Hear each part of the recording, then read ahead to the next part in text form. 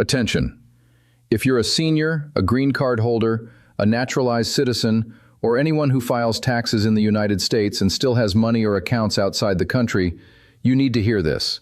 Because foreign account reporting is one of the easiest ways for honest people to get into trouble without realizing it. But I need to start with something important. As of today, there is no confirmed IRS rule that specifically targets seniors over 60 and anyone not born a U.S. citizen, with brand new mandatory 1040 reporting thresholds starting in 2026, the way some viral posts claim. What is real, and what is getting stricter every year, is enforcement, computer cross-checking, and the fact that many people are still out of compliance with rules that already exist right now. So my goal in this video is not to scare you. It's to prepare you.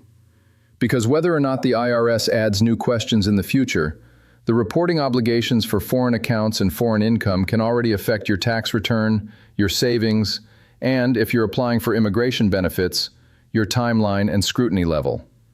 Welcome back to Senior Security Benefits. I'm George. If you want clear, practical updates about taxes, Social Security, Medicare, and the rules that can affect seniors and immigrant families, subscribe and turn on notifications. I break these topics down without legal jargon and without internet panic. Now let's get into what actually matters.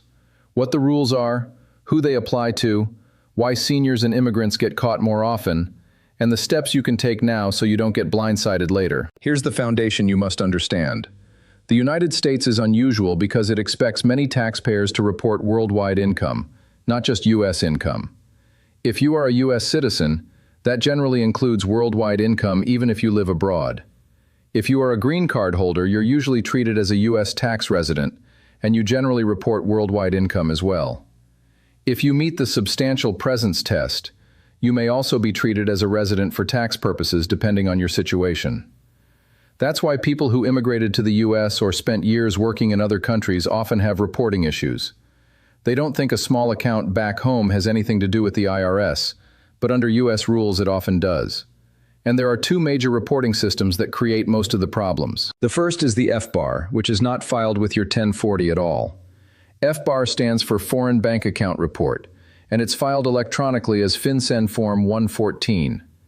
The FBAR requirement is triggered if the combined total of all your foreign financial accounts exceeds $10,000 at any point during the year, even for a single day. That's not $10,000 per account. It's the total combined value across accounts. People get tripped up by that all the time. The second is FATCA reporting on IRS Form 8938, Statement of Specified Foreign Financial Assets, which is filed with your tax return when your foreign assets exceed certain thresholds.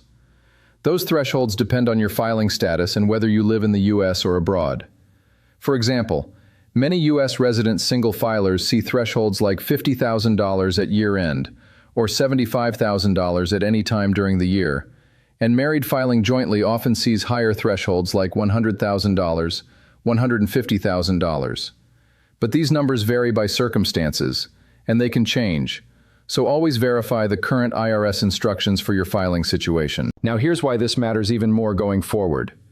The IRS increasingly uses automated matching and data tools. Foreign banks in many countries already report certain account information under FATCA agreements.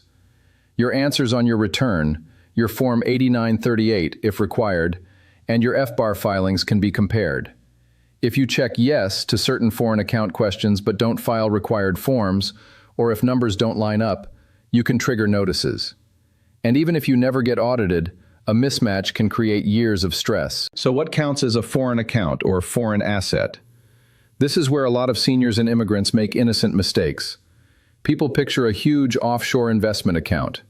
But the rules can include very normal things like a checking or savings account in your home country, a foreign retirement account, certain foreign mutual funds, a cash value life insurance policy issued overseas, or signatory authority on an account you can control for a parent or business.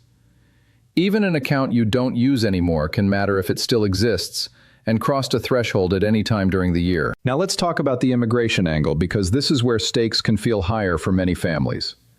If you are applying for naturalization, USCIS commonly reviews your tax compliance as part of the good moral character picture. That doesn't mean one honest mistake automatically destroys a case, but if your tax history shows major inconsistencies, unpaid tax debt, repeated non-filing, or evidence of willful non-compliance, it can create delays and questions, and in serious cases it can become a problem. The safest approach is to be able to show that you filed correctly, corrected mistakes when you learned about them, and kept good records. And this is why seniors are also vulnerable. Many seniors have more complex financial histories. A small pension from another country, a savings account opened decades ago, property interests, inheritance issues, or money sent to support family. They're not trying to hide anything, they just don't know the reporting rules because nobody explained them clearly, and many tax preparers don't ask the right questions unless you bring it up. So here's what you should do now, regardless of what changes may come in 2026, because these steps protect you under current law and put you in a safe position if enforcement gets tighter. First, make a complete inventory of anything you have outside the United States. Not just what you remember easily, everything. List every foreign bank account, investment account, retirement/pension account, insurance policy with cash value, and any account where you have signing authority. Write down the institution, country, account number if possible, and your best estimate of the highest balance during the year. Most people get in trouble because they never wrote it down in one place, and tax season becomes guesswork. Second, confirm whether you had an FBAR filing requirement. Remember, the trigger is the combined highest value of foreign accounts exceeding $10,000 at any point. If you discover you should have filed in prior years and didn't, don't panic, but don't ignore it. The IRS has compliance paths for people who were non-willful, including streamlined procedures in certain situations. This is where you should speak with a qualified tax professional who actually understands international reporting, because doing this wrong can make things worse. Third, confirm whether Form 8938 applies to you. This form is separate from the FBAR, and some people must file both. If your foreign assets exceed the threshold for your filing status, you may need Form 8938, and the form requires details and values in US dollars. Waiting until the last minute can be brutal if you need statements from a foreign institution or you need to reconstruct balances. Start collecting statements now, especially year-end statements and any documentation that shows maximum balances. Fourth, make sure foreign income is being reported correctly. This is a huge one. U.S. tax rules often require reporting worldwide income, including foreign pensions, foreign government retirement payments, rental income from foreign property, interest, dividends, and sometimes even certain foreign investment funds that have special reporting rules. Many people assume it was taxed overseas so it doesn't matter here. That's not how U.S. reporting works. Tax treaties and foreign tax credits may prevent double taxation, but you usually still must report the income first and then claim the appropriate relief. Fifth, keep excellent records, especially if you're a green card holder or planning to apply for citizenship. Save copies of returns, IRS transcripts, FBAR confirmations, Form 8938 filings, and supporting statements. A well-organized paper trail can turn an immigration interview question from a stressful scramble into a quick clarification. Now I want to address penalties because you need to understand what's at stake, but I'm going to do it responsibly. The IRS takes foreign reporting seriously. FBAR penalties can be significant, and they can be much larger if the IRS believes a failure was willful. Form 8938 penalties can also start high and increase if not corrected after notice. The point is not to frighten you. The point is to motivate you to get organized now so you don't accidentally walk into a penalty situation later. I also want to warn you about scams.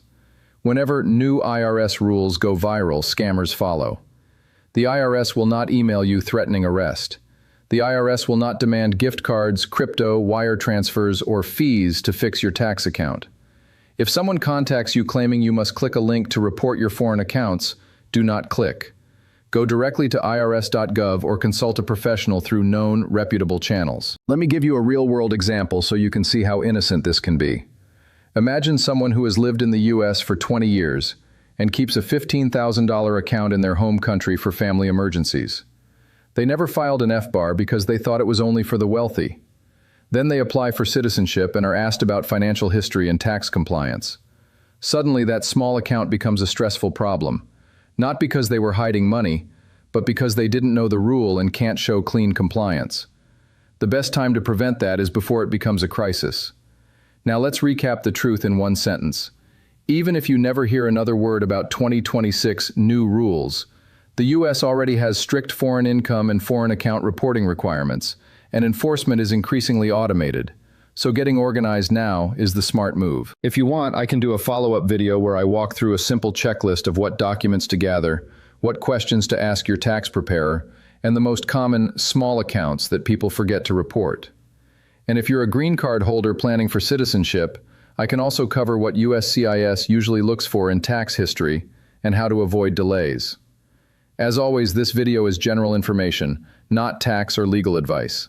Everyone's situation is different, especially with immigration status, residency rules, and country-specific treaty issues. So if you're unsure, speak with a qualified tax professional who handles international reporting. If this helped you, share it with a senior parent or an immigrant friend who still has accounts overseas. One share can save someone months of stress. Subscribe to Senior Security Benefits, and I'll see you in the next update.